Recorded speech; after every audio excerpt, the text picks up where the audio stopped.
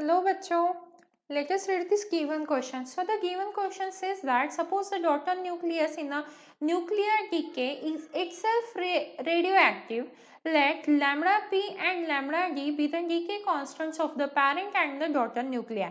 Also let np and nd be the number of parent and the daughter nuclei at time t. Find the condition for which the number of daughter nuclei becomes constant. तो अब हमें क्या करना है, हमें इस question में एक कंडीशन पता करनी है जिसके लिए हम बोल सकते हैं कि जो नंबर ऑफ डॉटर न्यूक्लिया है वो अब कांस्टेंट हो गया है। ठीक है, तो अब देखिए यहाँ पे सॉल्यूशन किस तरीके से स्टार्ट करेंगे। Number of parent nuclear decaying in a short time interval dt is, देखिए अगर हम यहाँ पे एक शॉर्ट टाइम इंटरवल कंसिडर करते हैं dt, the number of parent nuclei decaying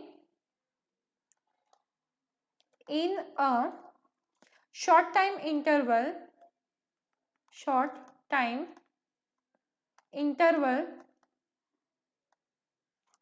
dt।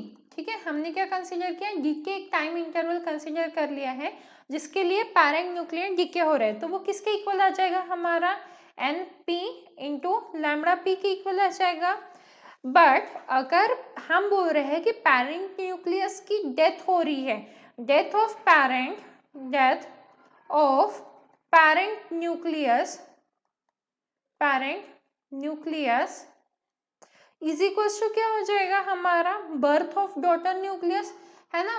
जो पेरेंट न्यूक्लियस है वो मर रहे हैं, मतलब ही क्या हो रहा है, बर्थ ऑफ डॉटर न्यूक्लियस। जो हमारी डॉटर न्यूक्लियस है उनका बर्थ हो रहा है, क्योंकि पेरेंट्स मरेंगे तभी तो ये जो है नया जो डॉटर है उसका बर्थ होगा। तो हम बोल सकते हैं death of parent nucleus is equals to birth of daughter nucleus. तो अगर number of parent nuclear decaying in short time interval dt is np lambda p है, so for same time interval dt हमारा daughter nuclear क्या हो जाएगा, daughter nuclear का क्या हो जाएगा, हमारा डॉटर न्यूक्लियर फॉर dt उसकी वैल्यू क्या आ जाएगी हमारी यहाँ पे N D lambda D, right.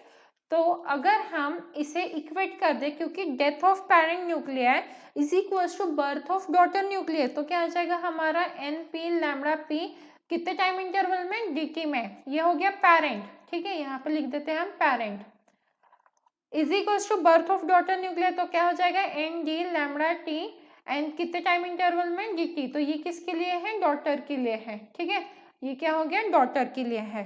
तो यहाँ से आप देख सकते हो dt कैंसिल हो गया, तो हमारा आ गया N P lambda P is equals to N D lambda D. तो यही शो करता है कि अब ये कांस्टेंट हो गया है। So this is the final answer, क्योंकि हमें क्या करना था, कांस्टेंट शो करना था।